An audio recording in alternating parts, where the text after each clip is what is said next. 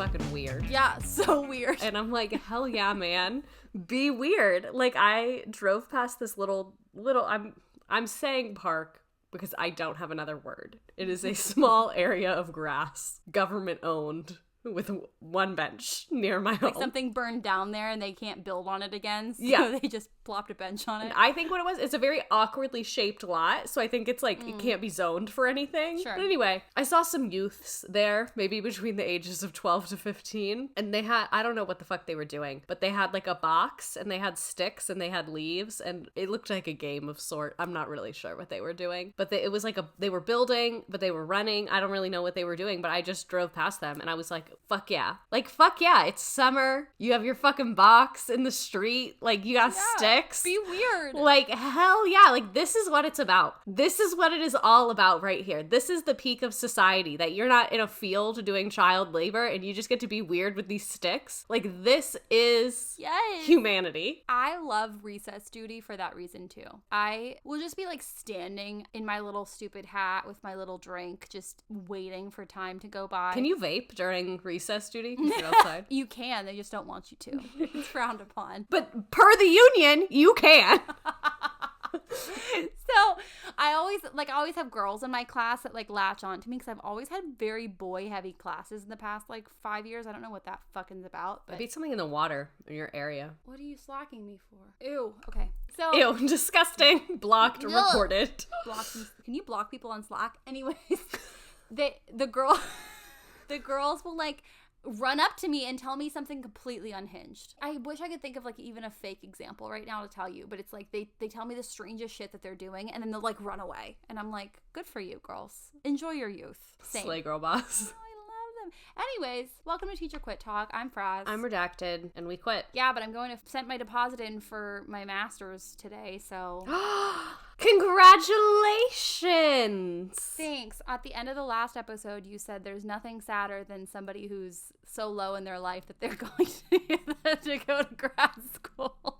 I stand by that. I know. But anyways... I'm gonna cut it all. It's fine. It's gonna be cut. Fuck. Okay. Well, that's one of those clips. I have to imagine an employer having on a projector. Oh god. You know what? I was not gonna do my master's program because I was like, I'm lazy, let's be for real. But then I was like, I think it would help me in the long run if I want to work at a school again because it's a social justice emphasis. It'll be able to help explain why I act like this on the internet. That's my thought. So, not to say that you are wrong, like not to be a hater, like yes, get that degree.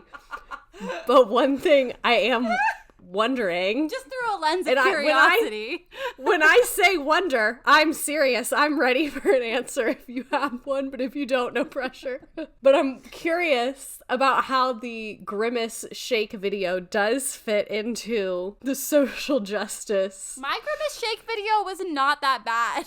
I didn't even kill myself at the end. So again, like, I agree with you. Like, yeah, your Grimace Shake video was not that bad, but what I'm wondering, again, from a lens of curiosity, is that the take of someone, an employer perhaps, who has no idea what the Grimace Shake trend is? You know what I mean? Like, that's always, the lens of others' experiences can be so enlightening, and not everyone has had the experience of watching 2 to 90 Grimace Shake videos like we have, because we are cultured. I just am gonna have to have a really fun employer, I guess. They're gonna have to be like, wow, this bitch looks like a good time, and she's hilarious. That's always what I've said, too. When people are like, what if a future employer sees this? Well, this is how I am in my life. I need a future employer that's one of two things. Either so far from the internet that I'm just going to confuse them all the time, fine. Or they enjoy this. If someone is against this, that tells me a lot about them, and I think both of us would have a bad time if I worked there. I've had a lot of bosses who fucking love me, okay? I get along with bad bitches, and that's it. And the chronically online and the very depressed. One time, the CEO of the company that I work for walked out of a meeting room, and my desk was like kind of in front of said meeting room, and I was not expecting him to walk out. So unfortunately, I was watching Sister Wives. Didn't you have like 7 windows open of Sister Wives? Yeah. It It was a blog and a YouTube video. Yeah, well, so I was watching the show, and then I was also watching Without a Crystal Ball's YouTube channel, kind of like on and off each other. And every day of my life, I think about how it would feel. I don't know what he was doing in that meeting. Probably talking about laying people off, probably talking about things that really deeply affect him. This is also the man that told us that the day that the company went public, he was crying on the shower floor because he had invested every single penny of his own money into it. So, like, imagine that being your emotional space and then walking out to someone that you're paying $65,000 a year who has multiple tabs open of sister wives. Like, we could say people are people, we should love each other, but I know that CEO looks at me as a number and literally walked out and was like, great use of 70 grand.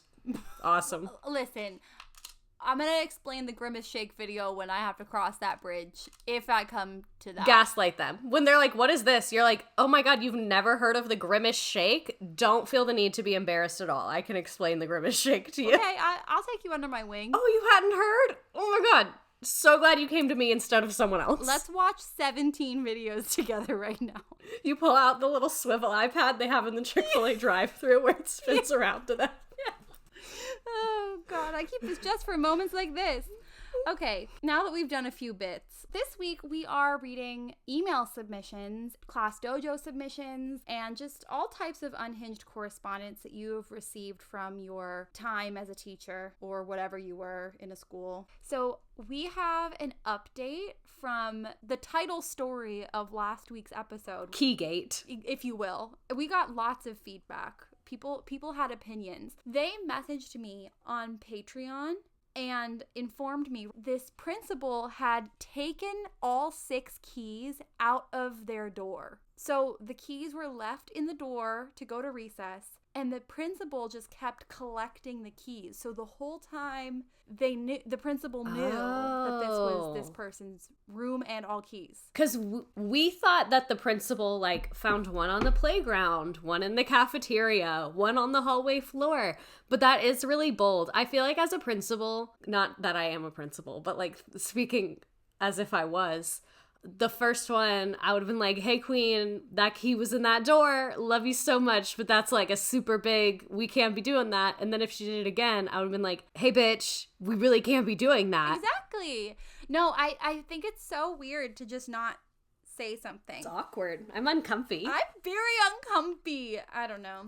Safety issues abound in that school. Yeah. Oh, wait. I didn't even think about that aspect of it, because if, as the principal, you're that worried about the safety, wouldn't you have said something as soon as possible? Like, if you were that stressed, you said you were crying yourself to sleep or, like, couldn't sleep. There was something about crying at nighttime that you were so stressed over the safety, but, like, you weren't stressed enough to say something? Okay. Well, let's read this one. This is how the jacket looks. It is windbreaker material. The teacher says, thanks. Oh, it must be the kid lost the jacket. Okay.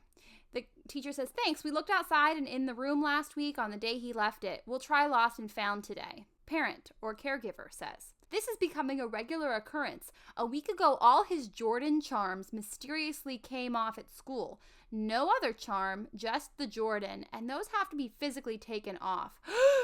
Oh, fuck. It says, I'm thinking it's an underprivileged kid thief in his class. Although, underprivileged kid thief kind of sounds like a superhero, like Harriet the Spy. You must not have heard of me. I'm underprivileged kid thief. Give me your fucking money. For charity. A modern Sherlock Holmes, if you will. Not Sherlock Holmes. Who's that guy? Robin Hood. Oh my God. This teacher says, oh, that's it.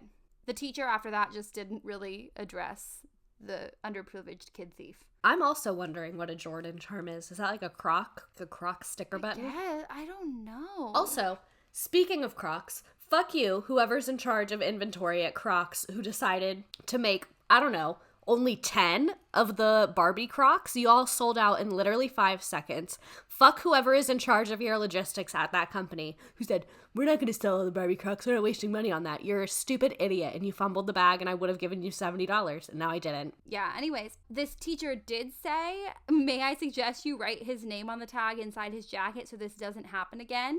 And the person's like, I usually do, but some items are black and won't be seen. So that just sounds like a you problem, to be honest. Like, there's silver Sharpies. Say, if only Sharpie trademark had a product for this. I love this person's ability to just blame everybody else, though. It's really, some gymnastics are being done, and I, for one, am impressed. Okay, Simone Biles. Wait, I need to tell, we've been tagged like 800 times in this person saying their school said to them that they can only wear one ponytail a week. Or was it a month? Oh, I think I do recall this now. So one, I have 500 unread emails on my work email. So if we think I'm going through all my tagged videos, definitely not.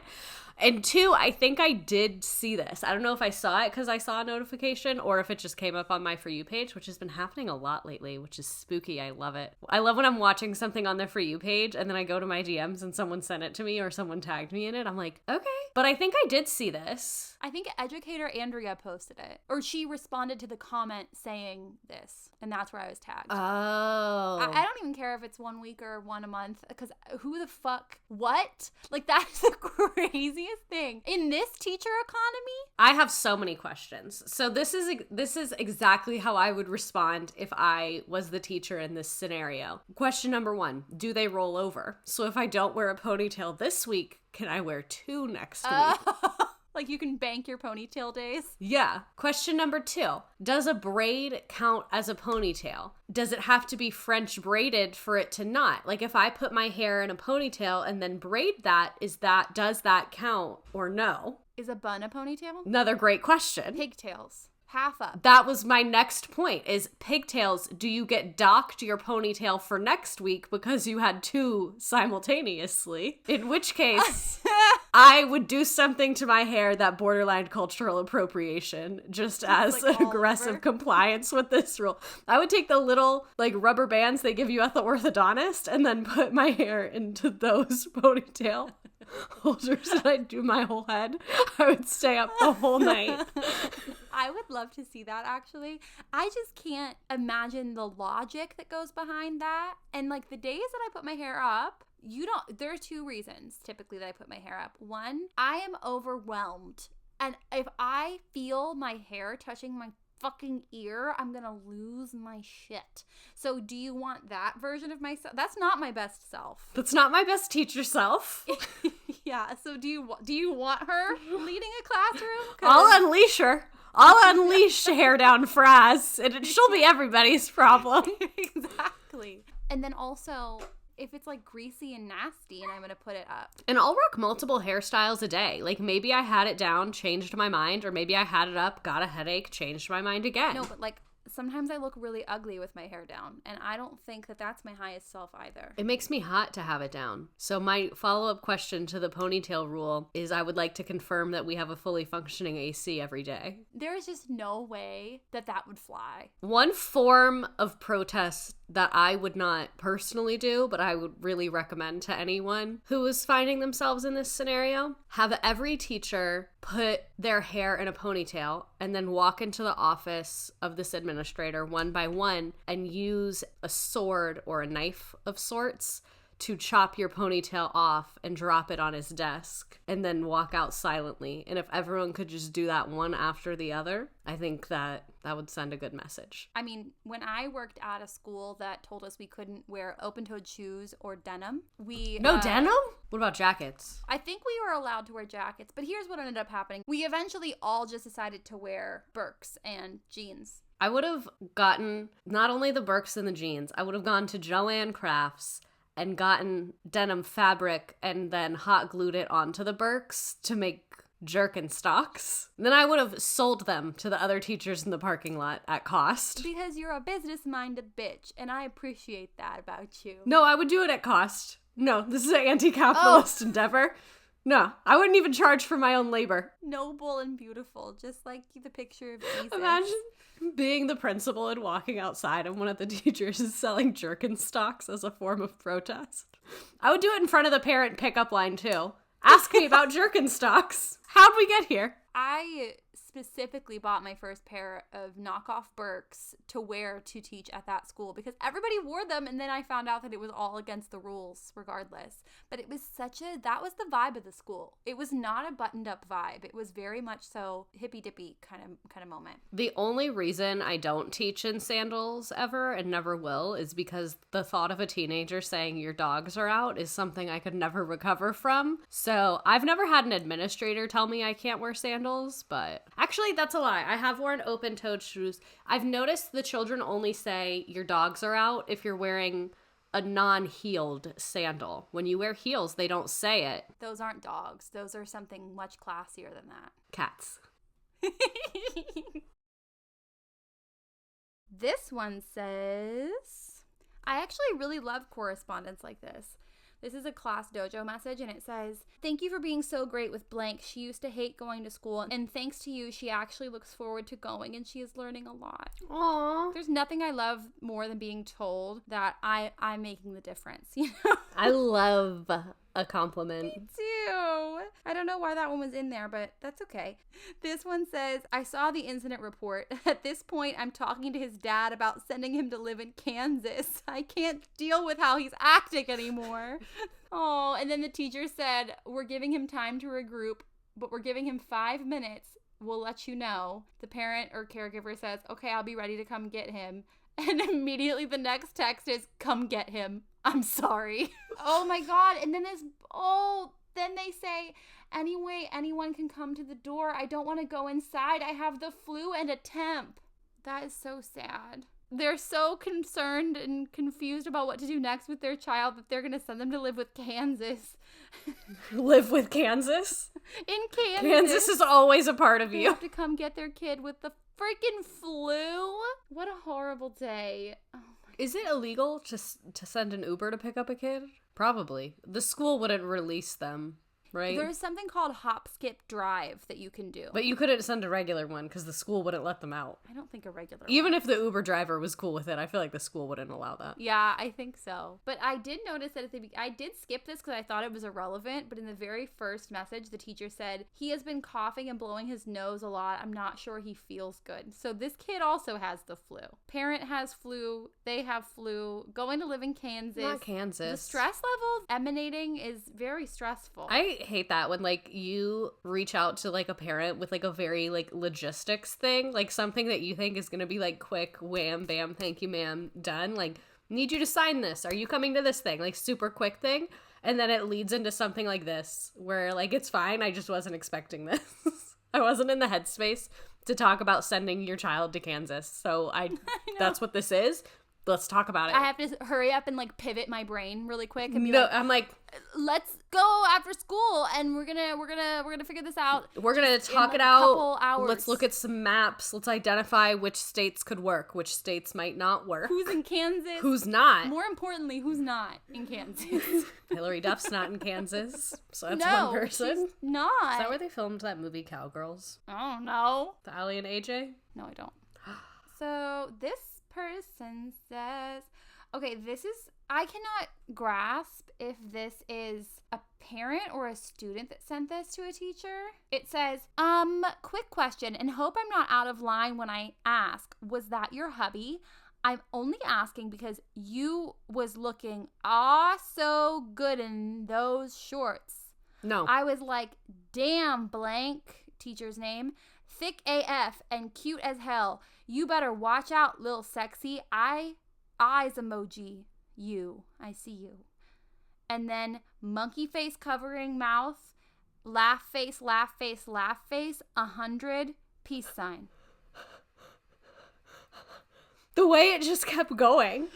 Like, I know. I am terrified. You should be. It's Is this scary. a parent? Who is this? I don't know. I don't have any context that I can find. The only context I can this didn't happen to me, but a similar thing happened to me that I felt the context. I was like, definitely not okay, but like, I see where your head is at. I had a student's older brother reach out to me in this way, and he was 20. So I was like, I can see when you're 20 and the teacher is near your age and like, you're not an adult, you're not a parent, you don't have a frontal lobe, how you could do something this stupid. I declined, obviously, but I was like, I see where you are in a mental state where you would think this is appropriate. So I really am wanting to know who sent this message. I don't know. Caller? The message I got was a lot shorter and less intense than that one. Similar verbiage, but shorter and less aggressive and less emoji usage. It had some interesting spelling. I'll put it up for the YouTube. Why do men? Was that your hubby? Why do men? I'm so scared for where we are as a society. I know. Previously,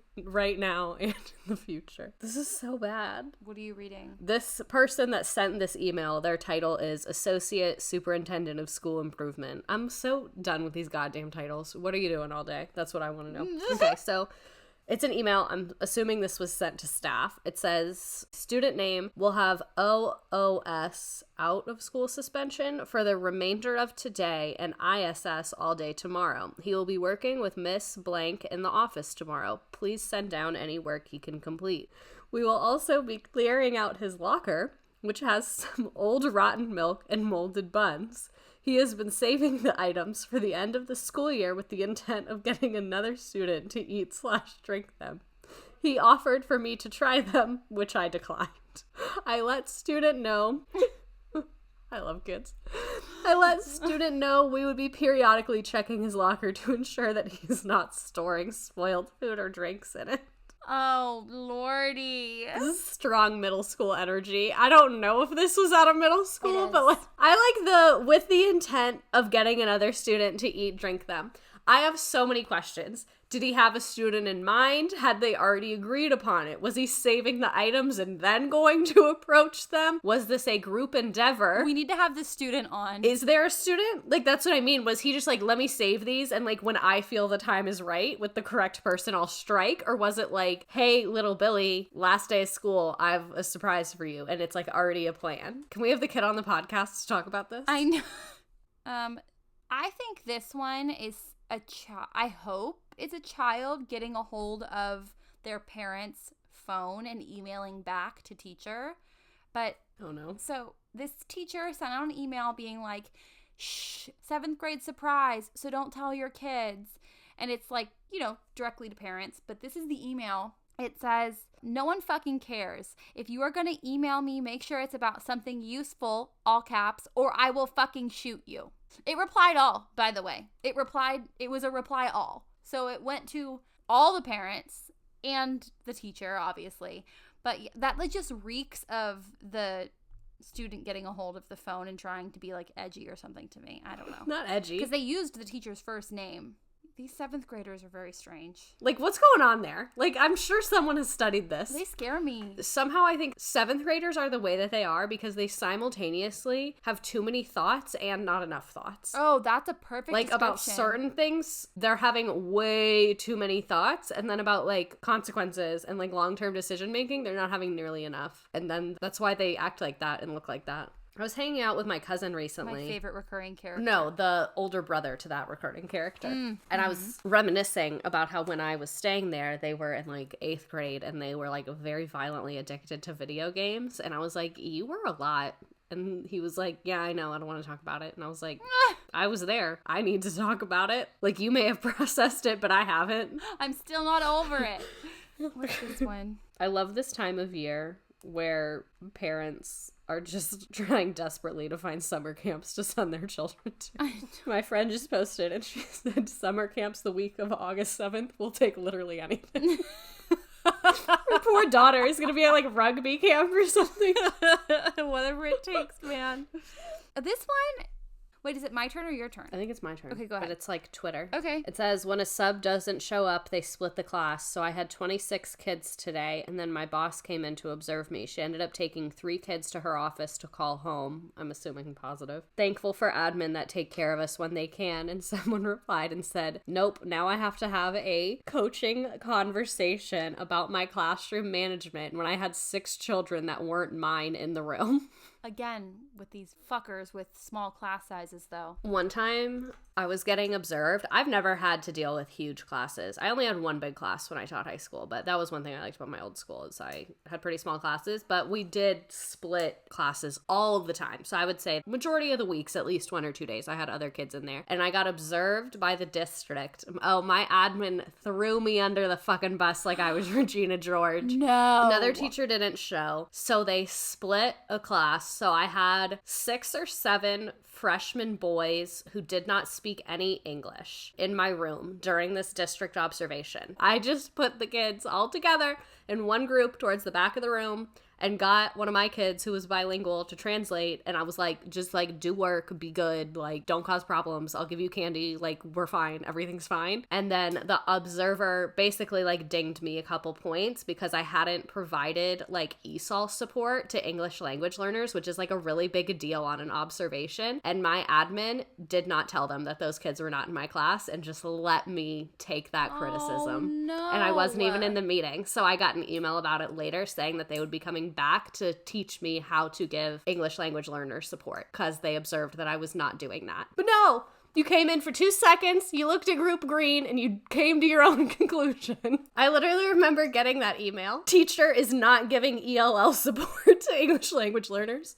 I was like, I literally don't know them. I was like, that was the first day I'd seen them in my life. You were like, I was not expecting them. I was like, if you maybe asked some of the English language learners that are, I don't know, in this fucking class, they would have told you different. I was like, I do Google Translate the textbook and print it for them. Thank you very much. Yeah. And shout out to the English language learner children that told me that my Google Translate was embarrassing and that I needed to be using the Spanish dictionary website instead. Listen, my students' favorite thing to do is tell me how bad my Spanish is, but I'm just always like, well, I'm not as smart as you, okay? I'm not bilingual. You are. My brain's not as big, so... I was like, you have big brain, I have small. They'll always be like, Miss, how do you say blank? And I'll have to, like, say it, and then they're like, oh, no. And I'm like, geez Louise, guys. One of mine pulled up the scene from Bridesmaids where she's trying to give the toast in Spanish. And they were like, that's what you look like. Mine can't roast me that effectively yet. They just tease me. Vivar en la casa. Sometimes I'll be like, but you knew what I meant. Para vivar en la God, casa. I miss teaching so fucking much. Just like those like weird moments of like building rapport with your students when like they like make fun of you or something and then it's like you're not so teacher studenty. It's like you're more just like a class community vibe. I'm like, this is hilarious. The format they chose to roast me was impeccable. I can't remember. It was on the Nearpod Collaborate board, and I can't remember if they put a GIF or if they linked to the YouTube video, but I remember as a class we watched the YouTube video. Like, I don't know if I looked it up because they put like the screenshot or if they gave it, I don't know. But we watched it. It was very funny. Got some laughs.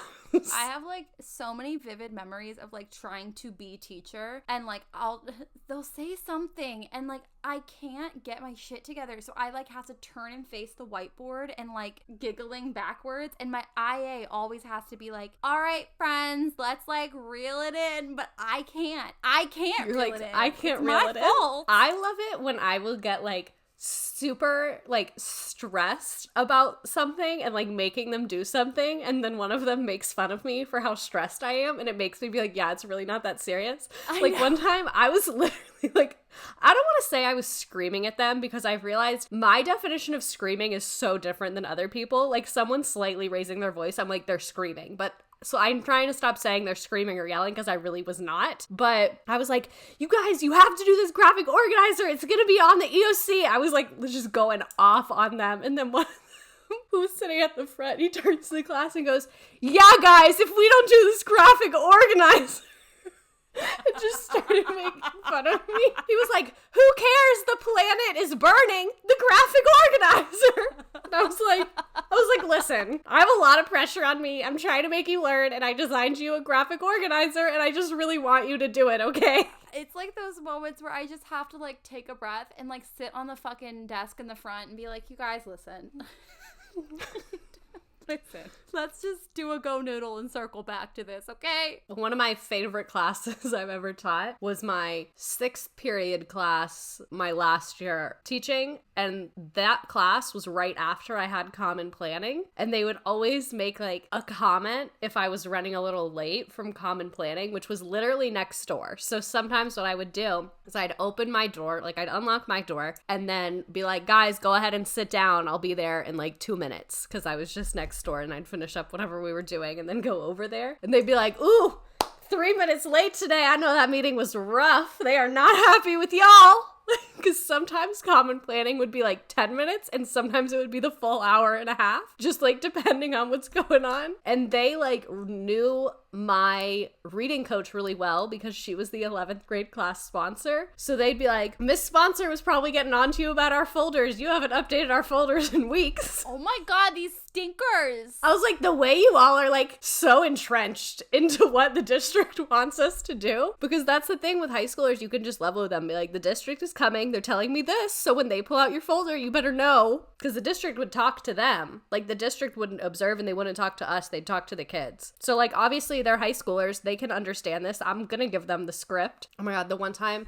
This was the same kid that did yeah, guys, if we don't do this graphic organizer, I was getting observed. It was like one of my first times getting observed. It was like October or November of my first year teaching. And I told them, I was like, guys, just make sure you seem like excited about what we're doing. And like, it seems like you're learning. Like if they see that you guys are like learning, like it'll be good for me. And so the observers watching me like dismiss class, like do the exit ticket with them and dismiss them. This kid walks up to me, tried to hug me, and I was like, no.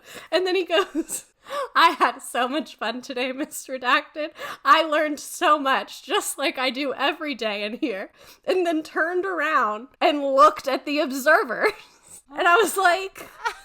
Thank you. I was like, I don't know if this was method acting, but I hate it. And the observers were like looking at me and I was like, ha ha ha ha. That was the same class that blackmailed me into getting them blue Gatorade. Oh my gosh. I feel like we've heard so much about this class. Almost, I think 20 of them were boys, and of that 25 were on the football team. Oh my God. The dynamic of it all.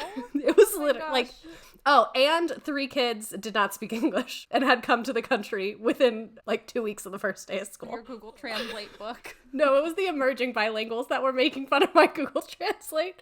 The ones that were very new to this great nation were stressed. They did not have the time to get on me. I know. It is so unbelievably stressful.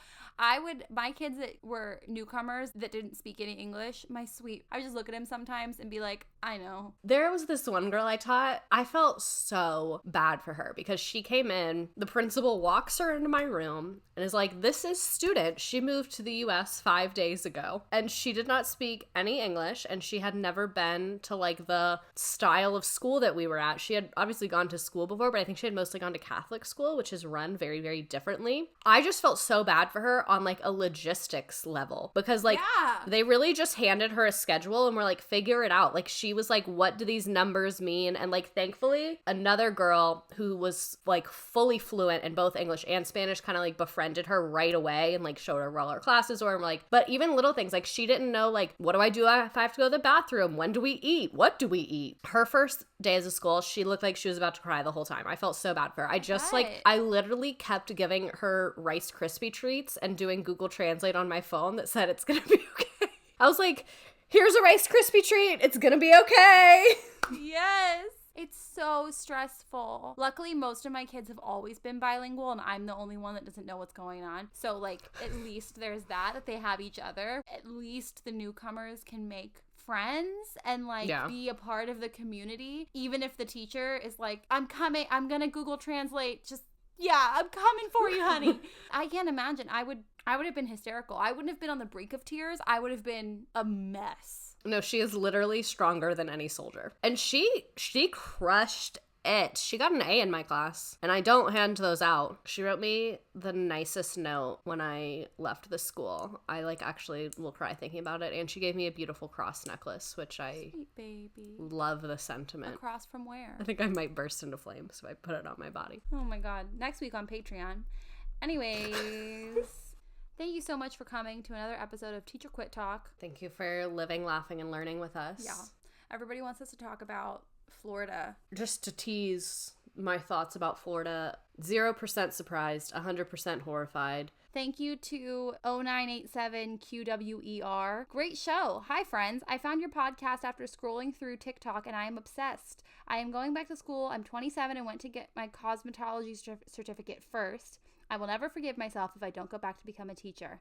Love listening to the submissions, stories, and sharing of factual information to help me go into this career with an open mind and walk in having higher expectation.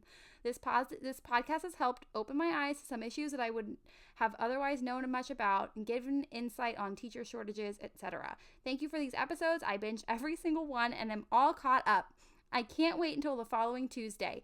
I am loving the new structure of your episodes too. You both have the best voices for a podcast, making it, for me, seem therapeutic. I love listening to you ladies during my car rides, and while I am bored home alone, it makes me feel like I am listening in on my friends' conversations. Love you ladies, Jennifer. We love you, Jennifer. Jennifer. Do you want to have a slumber party? Woohoo! That is the nicest thing anyone has ever said. I know. Isn't that kind? We'll see you around. Mwah. Mwah, kisses. If you want to have a slumber party with us, actually, wait, no, men might do it. If you want us to talk about you, leave us a 5-star review and we will read it. Bye. Hope everybody has a great day at work. Drive safe. Live, laugh, and learn. Blue. Quit your dog. Love ya. Quit it.